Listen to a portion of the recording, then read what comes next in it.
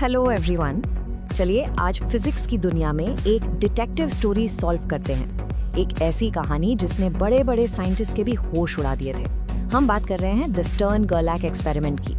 देखने में तो ये बड़ा सिंपल सा एक्सपेरिमेंट था, पर इसके रिजल्ट ने ना सब कुछ बदल के रख दिया। सो आर यू रेडी? चलो इस राज से पर्दा उठाते हैं। ओके, सो सबसे पहले एक छोटा सा सवाल आप सबके लिए। मान लीजिए आपके पास एक एटम गन है जो एटम्स की एक बीम फायर करती है। अगर आप उस बीम को एक पावरफुल मैग्नेट की बीच से गुजारें तो सामने वाली स्क्रीन पर कैसा पैटर्न बनेगा? सोचो सोचो, क्या लगता है? Keep that answer in your head. Alright, take a look at the screen. On the left we have the expected result, classical physics, a continuous smear or band on the screen. यानी उस वक्त सभी scientist को यही लगा था कि screen पर एक कंटिन्यूअस धुंधली सी लाइन बनेगी। Simple, right? But on the right side is the actual result, the experiment, two distinct separate spots. What? एक लाइन की जगह सिर्फ दो अलग अलग डॉट्स? यही था वो शॉकिंग रिजल्ट जिसने सबको हैरान कर दिया। This was the real mystery. आखिर ऐसा हुआ तो हुआ क्यों? सो सेक्शन 1, एक अजीब रिजल्ट। चलिए अब इसमें थोड़ा डीप डाइव करते हैं और समझते हैं कि ये रिजल्ट इतना अजीब, इतना स्ट्रेंज क्यों था। तो इसको ठीक से समझने के लिए थोड़ा टाइम ट्रैवल करते हैं। यू सी, बिफोर 1922 सबका मानना था कि एटम का एंगुलर मोमेंटम यानी उसके घूमने का अंदाज कोई भी वैल्यू ले सकता है। फिर आया साल 1922 जब ऑटो स्टर्न और वॉल्टर जिलैक ने ये फेमस एक्सपेरिमेंट किया, और इसके बाद यानी आफ्टर 1922 ये प्रूव हो गया कि एंगुलर मोमेंटम तो क्वांटाइज्ड है। अब ये क्वांटाइज्ड क्या चीज है? सिंपल वर्ड्स में इसका मतलब है कि वो सिर्फ कुछ फिक्स्ड स्पेसिफिक वैल्यूज ही ले सकता है, बीच की कोई वैल्यू पॉसिबल ही नहीं है। ऑलराइट, नेक्स्ट अप, एक्सपेरिमेंट का सेटअप। तो आखिर उन्होंने ये किया कैसे था? Let's break down the setup step by step. देखो, सेटअप सरप्राइजिंगली सिंपल था। First, step 1, source. एक ओवन में सिल्वर को गर्म करके उसके एटम्स की एक बीम बनाई गई। फिर step 2, कलमेशन।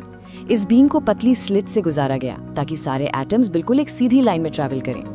Next, and this is the most important part, step 3, magnetic field. ये सीधी बीम एक नॉन यूनिफॉर्म यानी अजीब से मैग्नेटिक फील्ड से गुजरी। और फाइनली स्टेप 4, डिटेक्शन। सामने एक स्क्रीन या प्लेट रखी थी जहां एटम्स टकराकर अपना निशान छोड़ गए। That's it. ओके, तो इस मिस्ट्री को सॉल्व करने के लिए अब दो थियरीज मैदान में आईं। एक तरफ थी पुरानी वेल एस्टैब्लिश्ड क्लासिकल फिजिक्स और दूसरी तरफ थी नई और अजीब सी quantum mechanics. Let's see, classical versus quantum, कौन जीतेगा?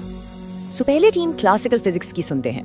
The classical physics prediction was that an atom's magnetic moment can have any orientation in space. इसीलिए the expected result was a continuous band on the detector. इसका मतलब आसान है, जैसे एक spinning top, एक लट्टू किसी भी एंगल पर झुक सकता है, वैसे ही साइंटिस्ट्स को लगा कि एटम्स भी हर पॉसिबल एंगल पर डिफ्लेक्ट होंगे और इसीलिए स्क्रीन पर एक लंबी सी पट्टी बनेगी। Make sense, right? और अब आती है नई theory, the quantum mechanics prediction.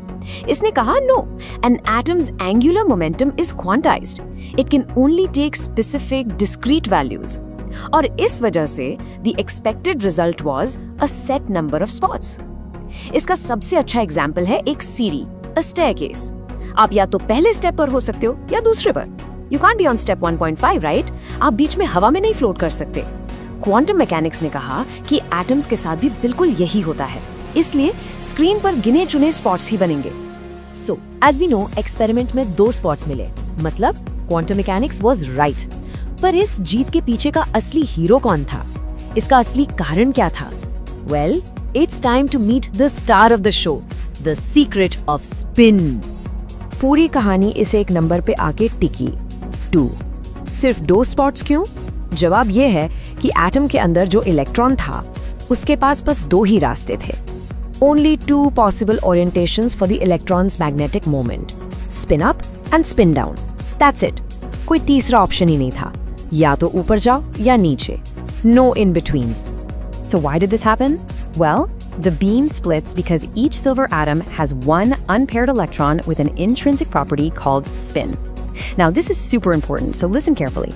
Spin का मतलब ये बिल्कुल नहीं है कि इलेक्ट्रॉन सच में एक बॉल की तरह घूम रहा है। नो, स्पिन उसकी एक बिल्ट इन प्रॉपर्टी है, एक पहचान, बिल्कुल उसके चार्ज या मास की तरह। It's an intrinsic property. और ये एक ऐसी चीज थी जिसका क्लासिकल फिजिक्स के पास कोई जवाब ही नहीं था। It was completely new. आप जरा नंबर्स को देखिए। This is the hard evidence.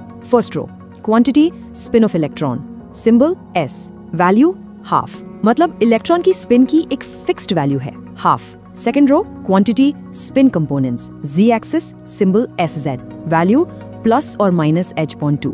C that plus और माइनस, ये वही स्पिन अप और स्पिन डाउन है। जब हमने उसको मेजर किया तो सिर्फ ये दो ही वैल्यूज मिली और इसलिए last row, number of spots observed, इसके आगे लिखा है 2, एग्जैक्टली 2। इन्हीं दो फिक्स्ड वैल्यूज की वजह से सारे एटम्स दो टीम्स में डिवाइड हो गए। सो हमने मिस्ट्री सॉल्व कर ली, केस क्लोज्ड। बट वेट, इस एक्सपेरिमेंट का आखिर मतलब क्या है? Why do we care? Well, let's look at a bigger question. Why this experiment matters? इसने हमारी मॉडर्न दुनिया को कैसे शेप किया? This one experiment was a game changer.